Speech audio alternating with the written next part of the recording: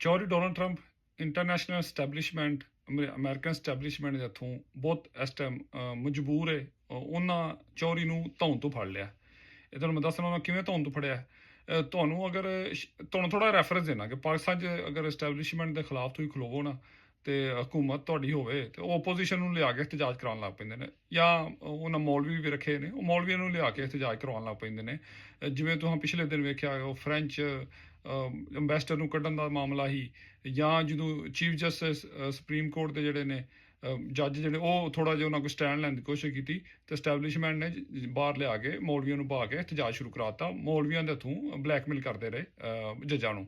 ਇਸ ਤਰ੍ਹਾਂ ਅਮਰੀਕਾ ਦੇ ਵਿੱਚ ਇਹ ਹੁੰਦਾ ਕਿ ਐਸਟੈਬਲਿਸ਼ਮੈਂਟ ਜਿਹੜੀ ਹੈ ਜਦੋਂ ਸਦਰ ਨੂੰ ਉਹਨੇ ਬਲੈਕਮੇਲ ਕਰਨਾ ਹੋਵੇ ਨਾ ਤੇ ਉਹ ਇੱਥੇ ਉਹਦੇ ਸਦਰ ਦੇ ਖਿਲਾਫ ਕੋਈ ਨਾ ਕੋਈ ਕੇਸ ਜਿਹੜੇ ਹੁੰਦੇ ਨੇ ਨਾ ਉਹਨਾਂ ਨੂੰ ਉਹ ਜਿਹੜਾ ਨਾ ਉਹਨਾਂ ਦਾ ਮੀਡੀਆ 'ਚ ਲੈ ਆਉਂਦੇ ਨੇ, ਉਹ ਉਹਨਾਂ ਦੀ ਮਸ਼ਹੂਰੀ ਕਰਨ ਲੱਗ ਪੈਂਦੇ ਨੇ, ਉਹ ਕੇਸਾਂ ਨੂੰ ਹਾਈਲਾਈਟ ਕਰ ਦਿੰਦੇ ਨੇ।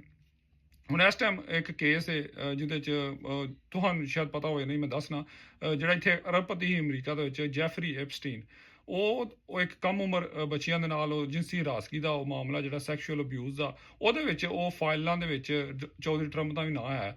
ਤੇ ਹੁਣ ਉਹ ਚੌਧਰੀ ਟਰੰਪ ਤੇ ਬੜਾ ਉਹਨੂੰ ਉਰਾਂ ਪਰਾਂ ਕਰਦਾ, ਲੇਕਿਨ ਜਿਹੜੀ ਸਟੈਬਲਿਸ਼ਮੈਂਟ ਹੈ ਉਹ ਚੌਧਰੀ ਟਰੰਪ ਨੂੰ ਜਦੋਂ ਵੀ ਬਲੈਕਮੇਲ ਕਰਦੀ ਹੈ ਉਹ ਫਾਈਲਾਂ ਤੋਂ ਬਲੈਕਮੇਲ ਕਰਨ ਲੱਗ ਪੈਂਦੀ ਹੈ ਕਿ ਤੇਰਾ ਨਾਮ ਵਿੱਚ ਲੈ ਆਉਣਾ।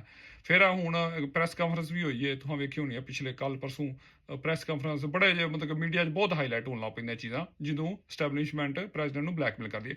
ਇੱਥੇ ਅਮਰੀਕਾ ਦੇ ਵਿੱਚ ਪ੍ਰੈਜ਼ੀਡੈਂਟ ਕੋਈ ਮਜ਼ਬੂਤ ਕੈਂਡੀਡੇਟ ਨਹੀਂ ਆਇਆ, ਇੱਕ ਬਹੁਤ ਤਾਕਤਵਰ ਇਨਸਾਨ ਨਹੀਂ ਆਇਆ। ਇੱਥੇ ਸਟੈਬਲਿਸ਼ਮੈਂਟ ਬਹੁਤ ਜ਼ਿਆਦਾ ਮਜ਼ਬੂਤ ਹੈ, ਪ੍ਰੈਜ਼ੀਡੈਂਟ ਉਹਦੇ ਮੁਕਾਬਲੇ 'ਚ ਸਮਝੋ 5% ਵੀ ਨਹੀਂ ਹੈਗਾ।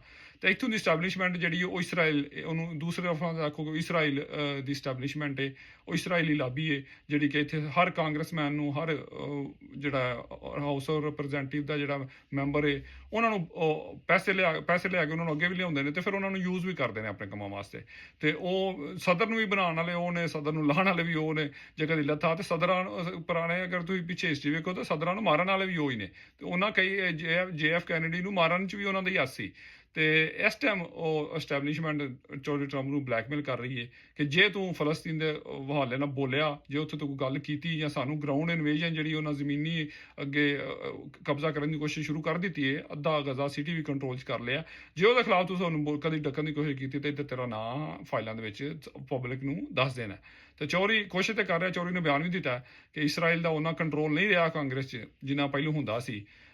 ਅੰਦਰ ਖਾਤੇ ਚੌਧਰੀ ਬਹੁਤ ਲੜਾਈ ਕਰ ਰਿਹਾ ਐਸਟੈਬਲਿਸ਼ਮੈਂਟ ਦੇ ਖਿਲਾਫ, ਲੇਕਿਨ ਐਸਟੈਬਲਿਸ਼ਮੈਂਟ ਬਹੁਤ ਮਜ਼ਬੂਤ ਹੈ। ਵੇਖੋ ਚੌਧਰੀ ਇਹਦੇ ਕਾਮਯਾਬ ਹੁੰਦਾ ਕਿ ਨਹੀਂ ਹੁੰਦਾ, ਕਿ JFK ਵਾਲਾ ਹਿਸਾਬ ਚੌਧਰੀ ਨਾਲ ਹੁੰਦਾ, ਲੇਕਿਨ ਹੋਪਫੁਲੀ ਚੌਧਰੀ ਕਾਮਯਾਬ ਹੋ ਜਾਏ ਤੇ ਐਸਟੈਬਲਿਸ਼ਮੈਂਟ ਅਮਰੀਕਾ ਨੂੰ ਜਾਨ ਛਡਾ ਦੇ।